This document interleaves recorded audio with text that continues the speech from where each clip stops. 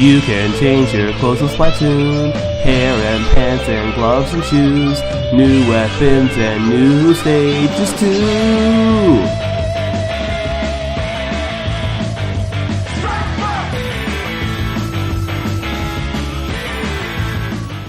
Hey guys, Storm128 here today, and oh boy.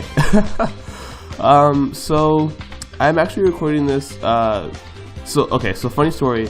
If you guys didn't already know, Nintendo very recently actually just revealed their brand new console, and I think it's really funny that they chose now of all times, because I'm actually getting ready to go on a trip with my sister, a college touring trip, and so I saw the trailer and I'm like, well snap, I gotta get a video about it. I gotta talk about my thoughts and impressions on it and opinions. So I am recording this slightly early for my time zone. It's like 5:46 a.m.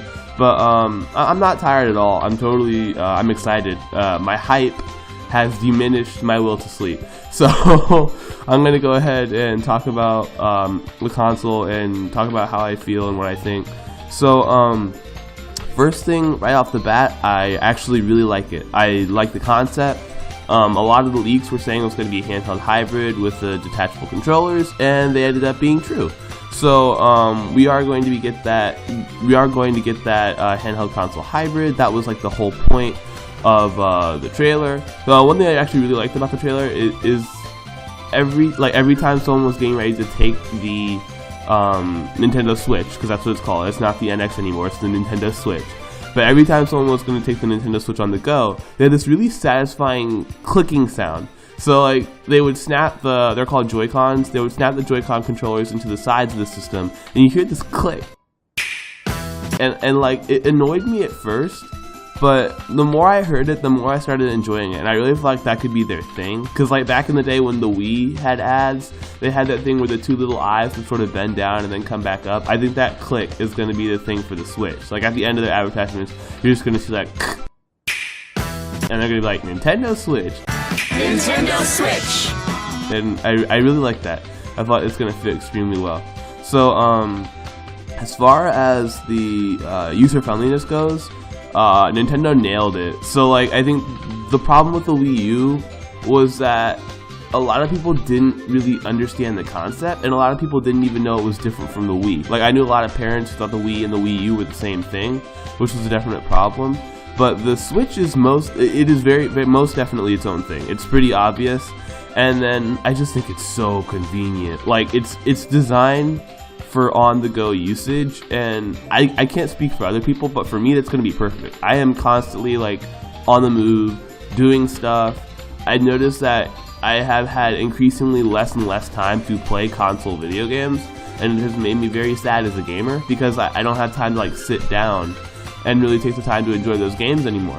But with the Nintendo Switch, which I can guarantee you I'm going to buy, I might even pre-order actually, I'm going to be able to take all of my console games with me. So I never have to worry about not having enough time to play them anymore, which was a really big issue that I was having.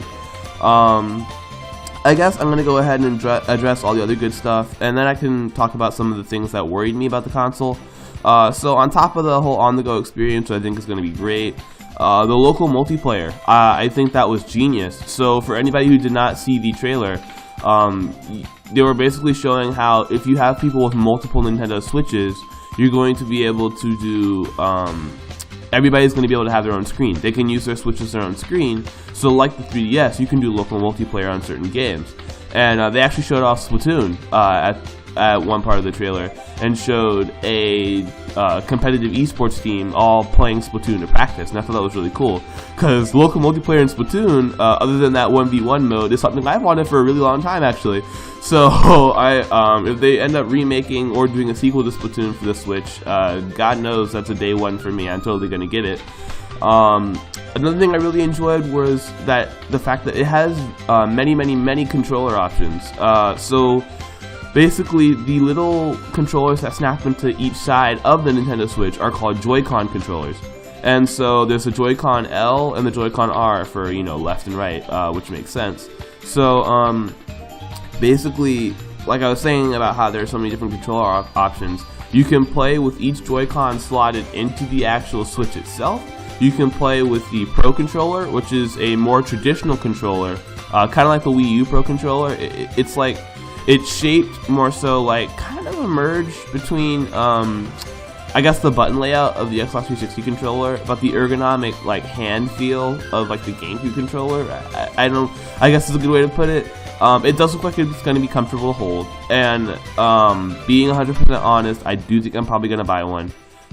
Solely because when I'm playing at home, I'm probably gonna I might want a normal controller, and because I have friends, so I need more than one controller to play, assuming that the Wii controllers are not going to be compatible with the Switch. So yeah, I'm totally cool with having to get the Pro Controller, as long as it's not like outrageously priced. And then the other option is the Joy-Cons out of the Switch. You can actually pull them out of the Switch and use one in each hand, which I think is very interesting. I don't honestly think that I'll be using that functionality that much, because I just feel like having like one control on my right hand and one control on my left hand, and then having my right hand and the left hand really far apart would just feel so awkward. I don't know, I have really good hand-eye coordination, but having my hands that far apart, I just don't really know how I'd make that work. So I don't think I'll be using that option too much. Another option is to give one of the Joy-Con controllers to your friend, keep one for yourself, and then you can do local multiplayer. So each Joy-Con has 4 face buttons, an analog stick, and I believe 2 triggers. So you can get into a lot of stuff with that, actually, and I think that's a really smart move on Nintendo's part, because I could definitely see myself taking that to school, or like to the park, or when I'm visiting relatives, and kind of just really casually slipping out the Joy-Con and handing them one, and then playing like a match of Mario Kart or something. I think that's very smart. I think I'm gonna have a lot of fun with that, and I definitely think I'm gonna be using that feature a lot, actually. So that's good. And then the last gameplay option is the Joy-Con grip. So if you really don't like using the Joy-Cons, I'm assuming this is going to come packaged with it. You can slip the Joy-Cons into this grip accessory, and then that lets you play games as if you're using a normal controller. It looks nice, it looks like it's going to be easy to hold. Again, I really do hope that's included in the bundle when you buy the system, because I do think Joy-Con grip will probably be my most used controller, and then the Pro Controller will probably be second. I'll probably stick to those 2 controllers, and I'll be good. So the other awesome thing is third-party support. Like, holy cow, Nintendo totally noticed their mistakes with the Wii U, and they got a ton of third-party companies to confirm ahead of time that they were going to be working with them on the Switch. Like, you've got people like Marvelous Entertainment, they got like Capcom, Sega, they got Arc System Works, which, if you guys don't know who they are, they made the BlazBlue fighting game series and the Guilty Gear series. He's got Square Enix, which means, hey, fingers crossed, maybe we could get Kingdom Hearts 3 and Final Fantasy 7 HD on the Switch. I would totally be for that. I really want those games on the Switch. So fingers crossed, maybe possibility. Like, yeah, I can't even name them all. I think in total 48 third parties have already signed on and showed how much they cared about the Switch. So that alone already sets it apart from the Wii U and makes me feel like it's going to do a lot better than the Wii U. So that's really good to see. Another really interesting thing they showed in the trailer is that it's going to use cartridges instead of discs, and while a lot of people are skeptical about this, I'm happy. I'm glad it's using cartridges. I think using cartridges is smart. A lot of people don't know this, but reading data off of cartridges actually requires less power than reading data off of discs, because there are no moving parts and stuff involved. Which means that a lot of people are concerned about the console's battery life. Well, because it's going to be reading the data off of a game card and not a disc, it will be able to save more battery because it requires less power to do so. So that's very good. I feel like everything about this console, at least what we've seen so far, has been designed very smart to work well with what Nintendo's trying to do, and I enjoy that. And okay, I know I touched on this earlier, but I just love that. I love that clicking noise. It's just so good. It's smart. It makes sense. You hear it, and you know it's the Switch. You know it's the Nintendo Switch. You hear that click, and you just immediately think about snapping those Joy-Con controllers into the Switch. You know that that's the Nintendo Switch. That's their thing now, and I like that click. So I did say I was going to talk about some of the concerning things about the Nintendo Switch, and I am going to go ahead and do so. So one problem I have man hands. I have large, meaty man hands, and I don't know if y'all have seen them, but the Joy-Con controllers are small. So one of my really big concerns is I'm actually really afraid that when I snap one off and give it to a friend and keep one myself, I'm afraid that it's going to feel uncomfortable to play just because of its tiny size. So I don't know if that's going to end up posing an issue or not, but especially since we don't actually have confirmed specs in terms of size of the actual console. But I really do hope that I really do hope that it doesn't feel uncomfortable to hold, because I do want to play using that format. It's just, they look so small, and it just makes me slightly worried. I was talking earlier about how the battery life will probably be good on the system, but I mean, you still got to think HD stable frame rate gaming on the go is something difficult to achieve with a stable battery life. So I am a little concerned on what the battery life is, because they didn't tell us. In the ad, the guy takes his Nintendo Switch onto an airplane ride, and he plays Skyrim actually, which I can't believe Nintendo had Skyrim in their video. But he's playing Skyrim on the airplane ride, and then he gets to, I don't know if it was like an apartment or a hotel room or whatever, but he gets there and then he keeps playing on the TV. So if we're to take the ad literally, I would say that the Switch can last an entire plane ride without the charge dying. Plus, he was already playing it at home and when he went to the park with his dog. So let's just say the plane ride was like 3 hours, and then home and park with the dog, because it was mid-morning when he took the plane ride, and it was early morning when he walked his dog. So I'm just gonna bet, if we were to be literal here, that would be maybe 6 to 7 hours. If we were taking the time seriously, the battery seemed to have lasted for like 6 or 7 hours, which I would be cool with actually.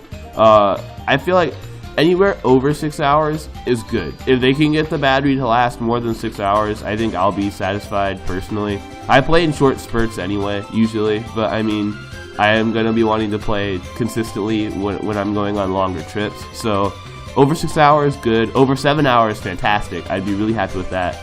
Anywhere under 6, and I will be disappointed. I will be extremely disappointed if it's under 6 hours.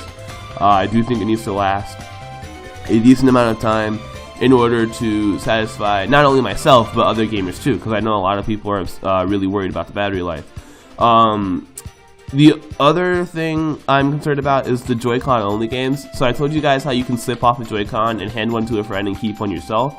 I'm worried how many games are actually going to be supported by that button layout, because I don't know if every game on the system is going to support that. For example, there are some games like Breath of the Wild, where you need one analog stick to change the camera and one analog stick to move Link.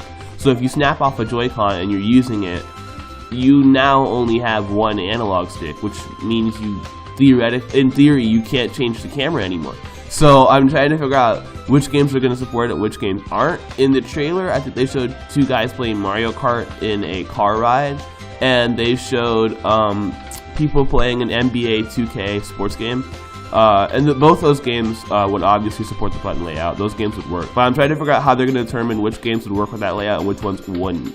So that's kind of interesting. Oh yeah, and this is the last thing that really concerns me, probably a lot, is ports versus sequels and whether or not they're going to make us rebuy games. So in the trailer, they showed off Mario Kart game, and they showed off a Splatoon game. However, we're not currently sure whether those are enhanced remakes or whether those are full-on sequels. And the reason I say that is because the Mario Kart game featured King Boo, who is not playable in Mario Kart 8. And then on top of that, you have 2 item slots now instead of 1. So it is very different from Mario Kart 8, and people are not sure whether this is a full-on new Mario Kart title. Then on top of that, when they showed the Splatoon footage, it showed some new stuff that's not in the original game.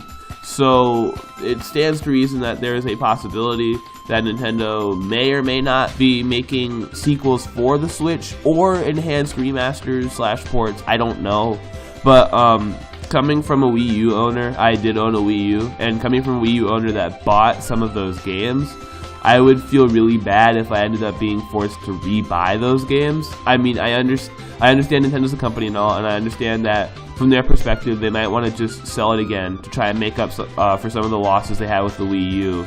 But like, I really can't see myself dropping another $40 to $60. I'm not sure how much the games are going to cost for the Switch, but let's just say for the sake of convenience, $40.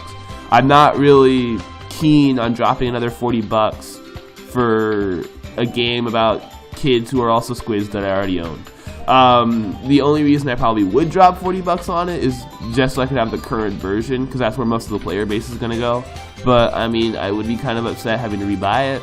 So maybe they could, when you play games and buy games, they get registered with your Nintendo Network account. So maybe they can make some kind of system where they check your Nintendo Network account, and if you own the game previously, you can get a discount or maybe even get the newer version of the game for free. I would really, really enjoy that, and I would really, really appreciate that as a consumer, because it would give me even more incentive to get the Switch, because I could be like, oh, if I buy the Switch, I can get Splatoon, yeah, get it, because like, like the number 2, okay, I could get Splatoon for like 50% of the cost and still have, you know, a lot of fun with it. And I do think that if they did like a, if you own the game previously, take half off, I would totally be for that. Or they could do something even simpler. They could be like, if you go into GameStop and show your copy of the old game, they'll give you a discount on the new one. Because that's what they did in the Nintendo New York store. If you showed your old copy of Pokemon Ruby and Pokemon Sapphire, they would give you a copy of Alpha Sapphire or Omega Ruby for free. It was a day-long event, and so they could do something like that too, which I think would be really cool. But just bottom line, I really don't want to have to rebuy games. I don't like rebuying games. When I buy a game for one console, that tends to be the only console I own the game on. So I think the only thing that's probably gonna break that is Project Sonic 2017. I think I'm gonna get the PC version and the Switch version for that. But other than that, yeah, I tend to keep stuff on one system. So I don't like, and I don't like paying, because I don't like paying twice for the same game, basically. So I do hope rebuying isn't an issue. So interesting things in the trailer. Skyrim on a freaking console. Not on any console, on a Nintendo console, because Nintendo don't like that rated M, and Nintendo don't do business with that Bethesda. That's something that doesn't really happen often. That's not something that you see often. And I saw a lot of people who were like, oh, you know, the Switch can run a 5-year-old game. Oh, that's great. That's real impressive. I don't think the fact that it's running the game is impressive. It's the fact that Nintendo teamed up with Bethesda and got freaking Skyrim. They got that support, which I think is really interesting, because that's not something we see them do very often. Now, one thing I do want to point out is there were a lot of press releases from the companies after the Switch's reveal, and in one of those press releases, Bethesda said they currently had no games confirmed for the Switch. So that I'm not quite sure why they gave Nintendo approval to show Skyrim within the trailer if they were not sure whether or not they want to publish Skyrim on the Switch. That was kind of a bad move, both on their part and on Nintendo's part, for going through with it. But I mean, hopefully Skyrim ends up being on the Switch. I would like that very much. I have Skyrim on PC, but I mean, I know a lot of other people who want it on the Switch, and I think that would be really cool. And then another really interesting thing, I talked about this earlier, was the new Mario Kart. I'm not sure if it's an enhanced port of Mario Kart 8 or if it's full-on Mario Kart 9, because like I was saying earlier, King Boo's in it. He's not a character in Mario Kart 8. Double item slots, that's not a thing in Mario Kart 8. Now, one thing, I was talking to someone about this, another friend I know who's really into video games. Because of the double item slots, what if it was like a sequel to Double Dash? Because I know a lot of fans, myself included, have wanted a Double Dash-esque Mario Kart for a very, very long time. And I would actually really enjoy it if they brought the Double Dash mechanics back. I would probably play that game religiously. And with the whole social play anywhere idea, local multiplayer for that game would be a blast. So if it's like a Double Dash style sequel and that's why there are 2 item slots, I would kill for that. That'd be great. And then another thing is they showed a new 3D Mario game for like 7 seconds, and I'm like kind of mad because we know nothing about it, but I want to know everything about it. They did show off a new Mario game, and we know practically nothing about it. We don't know if it's like a 3D World style, we don't know if it's Galaxy style, we know nothing. But it looks really nice. Graphically speaking, I was impressed. The graphics on this system, even from off-screen gameplay, already look way better than the Wii U's graphics. if you haven't seen it, go watch the trailer, but the Mario game looked really good. It starts off with Mario running through, it looks like a Mexican town. It looks like a town inspired by Mexican culture. It actually reminded me of Samba de Amigo from Sega, that character in that video game franchise. But he's running through like a Mexican town, and then it shows him running on like these stone walkways in this sort of slightly elevated level, and that's all they really showed. So that was pretty cool. I do enjoy Mario games. I have New Super Mario Bros. Wii. I have Super Mario 3D World. I play Mario games. Who doesn't? It's Mario. So I will probably end up picking that up eventually at some point. I really do want to get some more info on it though. Fingers crossed it's Galaxy 3. Galaxy 1 and 2 were great. I really want Galaxy 3. But I mean, of course, nothing's confirmed yet. So for all we know, it could be, it could just be another 3D Mario game. Well, which isn't bad, but I mean, I do admit that if it wasn't Galaxy 3, I might get slightly disappointed. I know not everything in the world revolves around you. They're not making games specifically to suit your taste, so I'm not gonna like whine and cry and spam their Twitter if it's not Galaxy 3. But I mean, if it is Galaxy 3, I would be a happy camper. I would be pretty happy about that. Oh, yeah, and there is one more very, very, very important thing that they showed off in this trailer at the very end, and they totally teased us with, but, well, you can change your clothes in Splatoon.